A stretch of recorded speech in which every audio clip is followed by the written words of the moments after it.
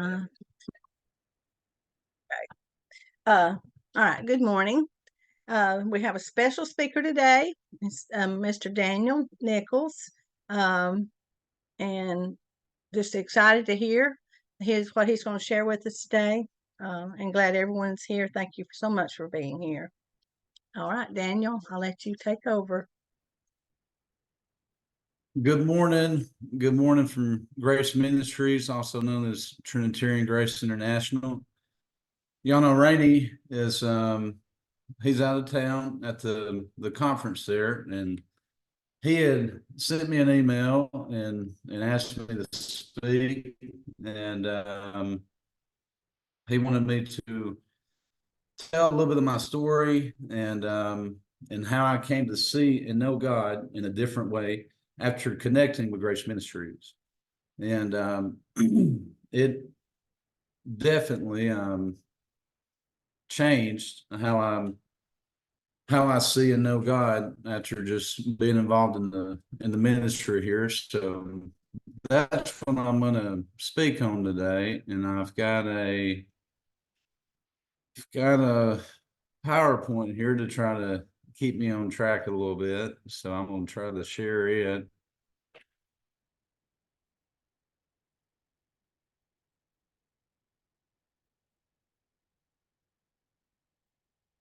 Okay, let's see.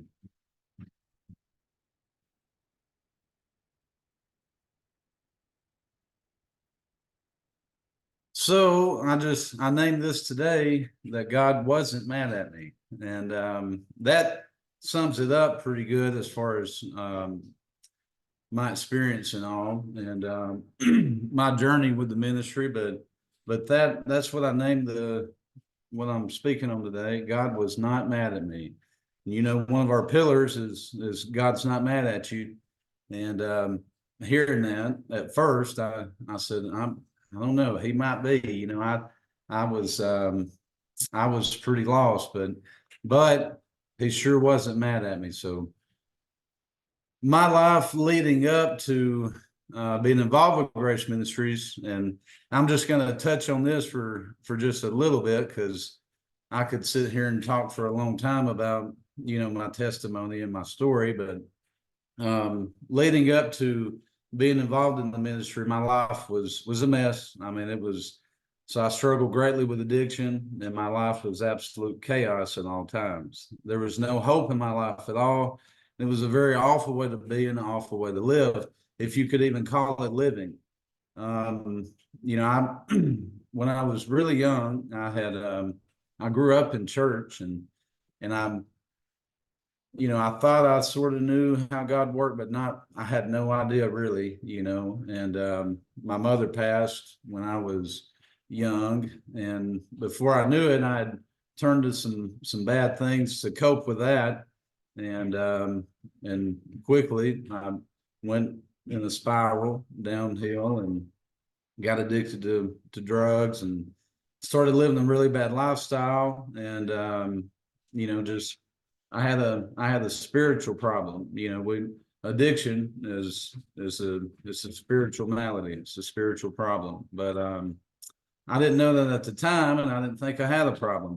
But my life it was awful. I was in and out of juvenile facilities and prisons, and then started doing drugs really when I was 11, and things just, again, nothing good comes out of that. So my life, I was a straight A student, and I started messing all that up, and my dad, bless his heart, he was right there through just about all of that, and just trying to help me and get me back on track. But it took a lot of heartache for me. I went through a lot of bad times, and I really had to hit my rock bottom before I could get any help. So my life before I went to Rosslyn, before I got introduced to this ministry,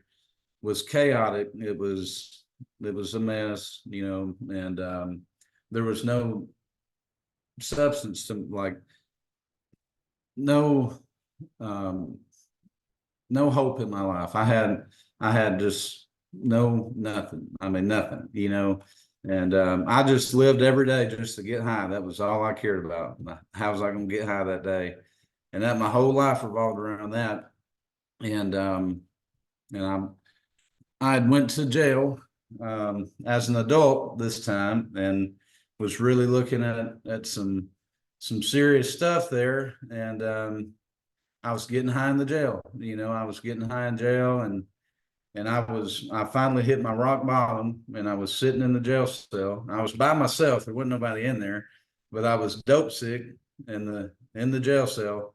And I had some tears coming down my face, and I was crying a little bit.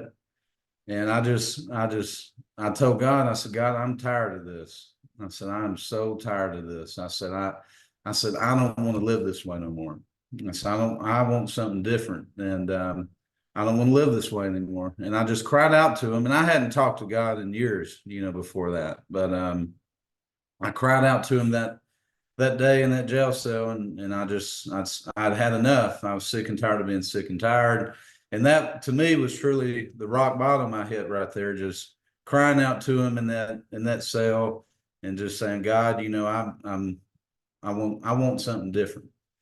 And I was supposed to be going to prison. So they had told me I was looking at 4 years of prison, and I couldn't get any good time or anything like that. It was going to be 4 years of prison.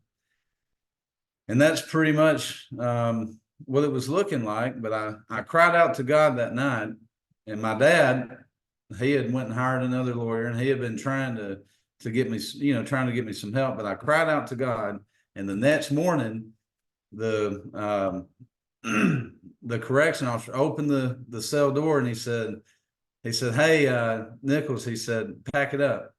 And I said, pack it up? I said, what do you mean? He said, well, you're going to Rafa. You're going to rehab. And, I get chills just thinking of that, but that just like that, I cried out to him. Next morning, I was going to rehab, and I was going to Rafa. And of course, that's where I was introduced to Grace Ministries. So that's sort of leading up. I was living a very, very bad life, a sinful life. I was in addiction and struggling with more than just addiction. I had no relationship with God. I was, just a chaotic life, and no hope. Every day I'd wake up, and I was just trying to get my fix for that day, make it through the day. And I had no true life at all. I was not really living, and a lot of bad things happened and all that time. So that's what led me up to Grace Ministries, and how I viewed God before Grace Ministries was I viewed God as more of a punishing God. My idea of God back then, even when I first got to Rafa, I thought of God like he's up there on the cloud, and he's an older man or something. He's just looking down at me, sort of. He's disappointed. He's angry. He's gonna get me. Man, I've messed up so much. He's gonna punish me. He's gonna get me. And I also viewed God like when bad things were happening to me, I thought he was punishing me. So that was how I viewed him at that time in my mind. When I was in jail, just all that stuff, I said, God, I know you're, in my mind, I'm thinking he's punishing me. This is what I get. He's punishing me, but he wasn't punishing me. I come to find out it was a result of those were consequences of my wrongdoing. All my sin, all my wrongdoing, all that stuff was consequences of that. And God is not a punishing God, but that's how I viewed him before. Looking back, I was almost even afraid of God. I was afraid of being punished for all my wrongdoing. And my view of God made it impossible for me to have a relationship with him. I was looking at him like that. I mean, you don't really want to have a relationship with somebody you view that way, that's up there just waiting to, you know, waiting to get you. And so I was almost scared, sort of scared of God, I guess. And that view, that mindset, those beliefs made it near impossible to have a relationship with him. And I really didn't, before Grace Ministries, I did not have a relationship with God. I never talked to him. I did not I didn't pray. I didn't talk to him at all. I didn't really even acknowledge God. And so my relationship was non-existent. And a lot of that was with how I viewed him, how I saw God again. Um, I saw him the complete wrong way, the complete opposite of what he truly is. So how I started to view God once I got involved with Grace Ministries and listened to some of what the ministry was saying. One of our main things, y'all all know, is God's not mad at you. And hearing that, it was one of the first things that really opened my eyes to the true nature of God. I realized he wasn't mad at me and that he did not want to punish me for all I had done. So that was big for me. That was really like a turning point, I would say, as far as me getting to know God and how he really is and starting to develop a relationship with him. When I realized he's not mad at me, he's not up there like, Daniel, you've really messed up. You're in big trouble. That's not how he was. That's how I thought he was before. So when I heard those words, and then I heard some scripture and just backing it up, I said, hey, this is right. God is not mad at me. And that was such a relief and just a weight off my chest when I was at Rafa, and just to know that he wasn't mad at me. He's not mad at me at all. So I felt more comfortable talking to him and just having a relationship with him, because before, the only thing I talked to him about was, I messed up. I know you're gonna get me for that. I know I'm gonna get punished for that, and because that's how I believed at the time. So that was a turning point. Knowing that he wasn't mad at me, I could then be receptive to him and to at least start growing a relationship with him. So hearing that God's not mad at me, I'd say it was the first big turning point. So I understood he just wanted me to accept him for who he is, and that's Lord, my Lord and Savior, of course, just who Father, Son, Spirit. So he wanted me to accept him for who he is and change my mind about how I was living. That's all he wanted me to do. He wasn't mad at me. And I understood now that I would be forgiven by doing this and by having the relationship with him. So, I mean, hearing God wasn't mad at me opened the door for me to have a relationship. And then repenting, it's really changing our mind. And instead of having that drug addiction and living that way and living that awful, just crazy life, if I would change my mind about those things and have a relationship with God, talk to him, accept him for who he is, then I'm saved, and I have a salvation. I have a relationship with God. So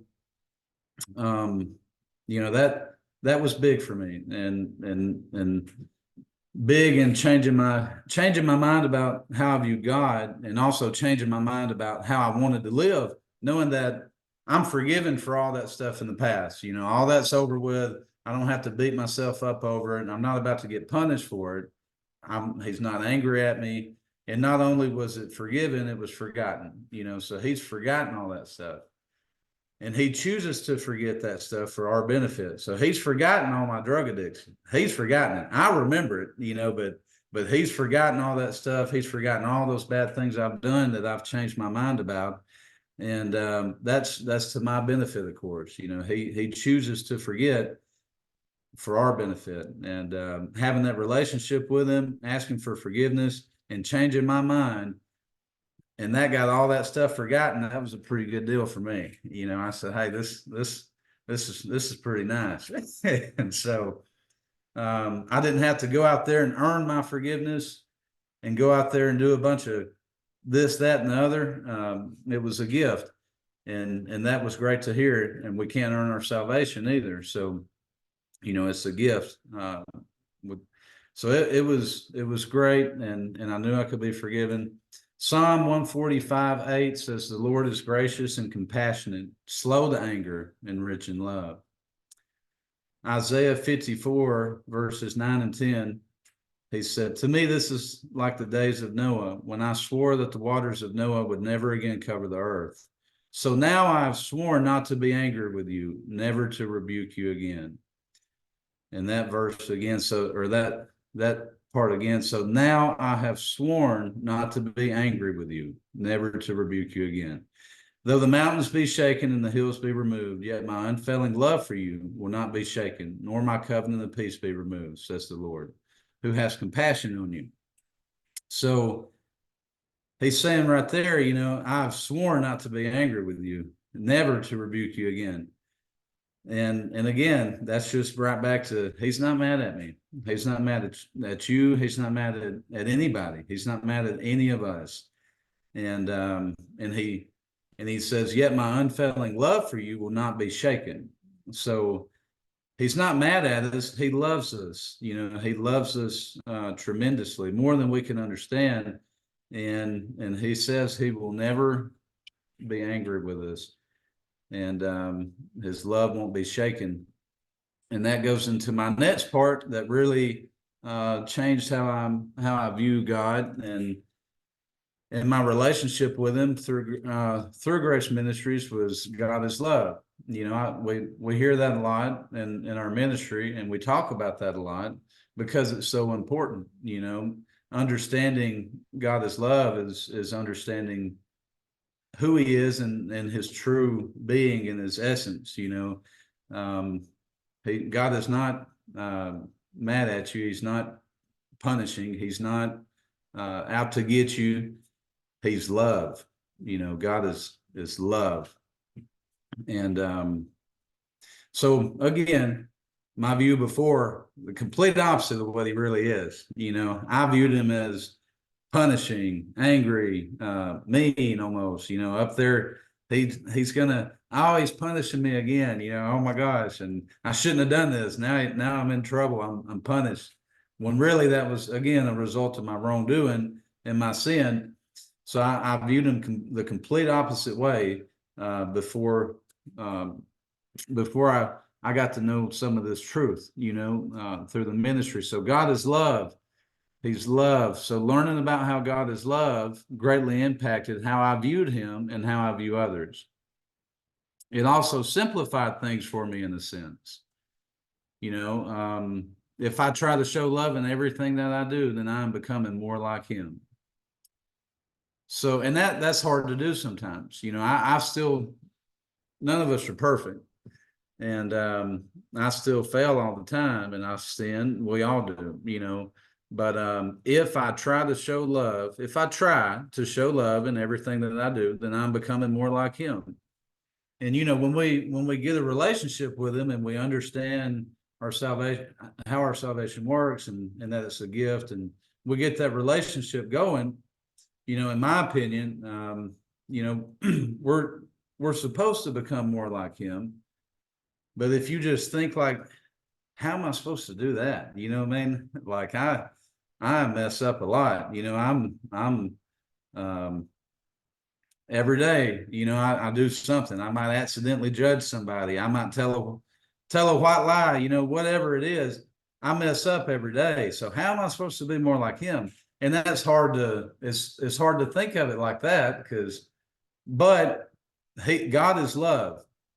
And it simplified things for me by just, if I try to show love to everybody and show love in everything I do, then naturally that's me becoming more like him, and just small things at a time, but it definitely simplified things for me, knowing that God is love, his essence is love. Um, knowing that the true essence of God is love also just reinforced for me that he is not a punishing God. He loves us with a love that we cannot truly fathom. I I love my kids, and my dad loved me, and I love my dad, and I love my family, but um, he loves us more than we love our kids, our family. He loves us with a love that we just I can't understand. I mean, maybe some people can, but I feel like I can't even fathom how much he loves us, and it's just crazy to think about, how much he loves us. So we're to love God and to love others as we love ourselves. And Rainey talks about that a lot. We're supposed to love God, love each other as we love ourselves.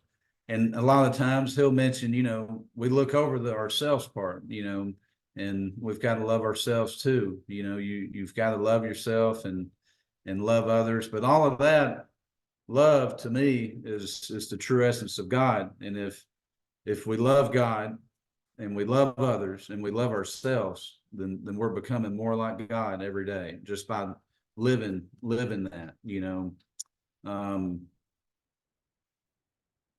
1 John 4:8 says, whoever does not love does not know God, because God is love. And in John 13:34, a new command I give you, love one another as I have loved you. As I have loved you, so you must love one another. So, I feel like we're called to love each other and to not be hateful and to show love in all that we do. And it's tough. I mean, it's tough. Like I fail at that a lot of times, but if I try to show love in all that I do, I feel like I'm becoming more like him every day. So that was another big thing for me. First to learn he's not mad at me. I'm forgiven. It's forgotten. He's not trying to punish me. And then learning the true essence of God helped me understand who he really is. I got to really start to know him and to understand that he don't want me to perish. He don't want me to suffer, but I've got to do right, and I've got to try to be like him every day and grow and understand he's love, to grow. And my dad's experience, I wanted to touch on this for just a second. So when I got to Rafa, and I before I got to Rafa, I'd say my dad he had no relationship with God. He had many years just he didn't go to church, he didn't talk to God, he didn't I don't even really know if he believed in God, before I went to Rafa. And he had even so much as said, he struggled with believing sometimes, and all that. But when I got to Rafa, me and him had went through so much together through the years. And he had just seen me just ruin my life, and self-destruct. And he had tried so many times to help me and get me help, and it never worked, and nothing was working. And I was on the path to death. I was on the path to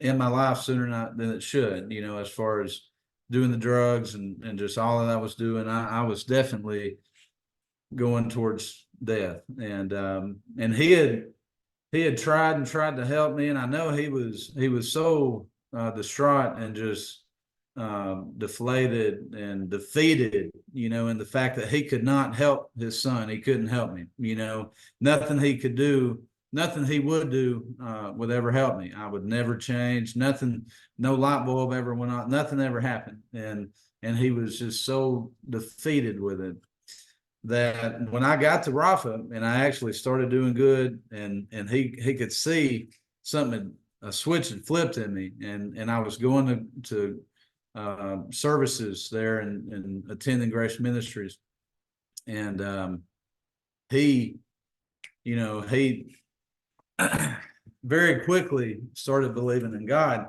because I know he had said pretty much, he said, I know there's a God if you were able to turn your life around. Because I was a wreck, again, I was just a wreck. So he knew then, and he knew, and he believed. Right when he saw that change in me, he started believing in God right away. I mean, he believed in him, and we went through a lot of this stuff together, as far as just growing our relationship with God, starting to understand God at Grace Ministries. A lot of this stuff, when we realized God, because he felt like he had messed up a lot through the years, and same type of thing, that God was mad at him.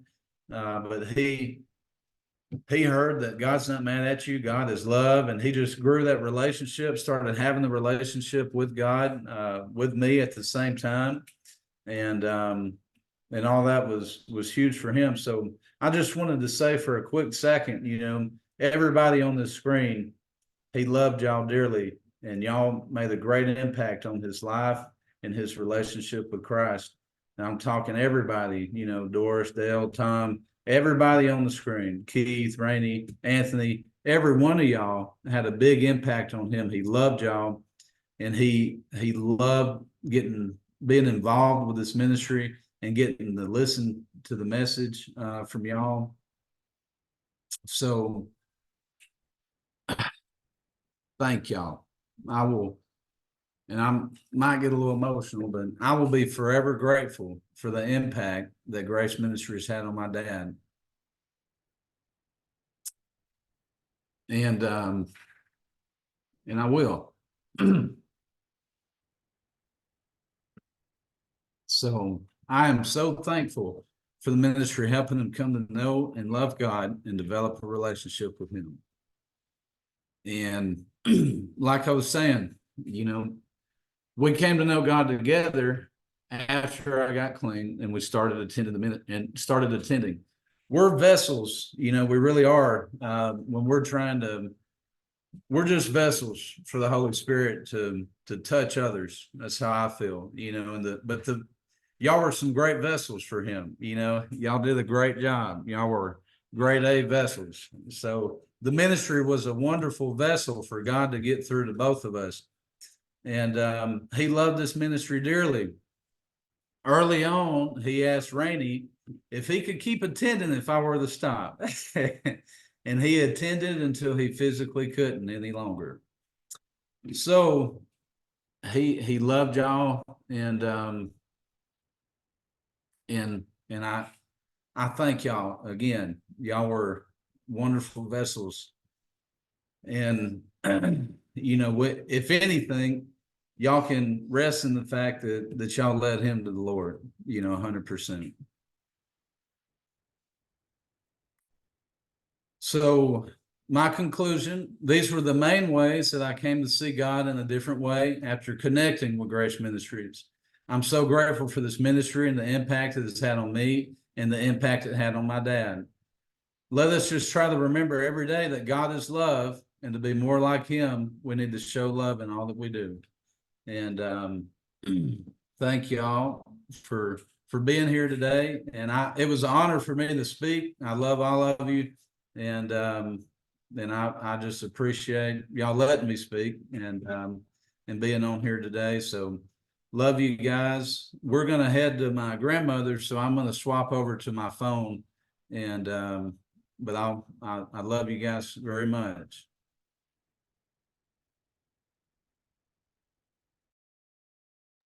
Awesome, Daniel. Thank you so much.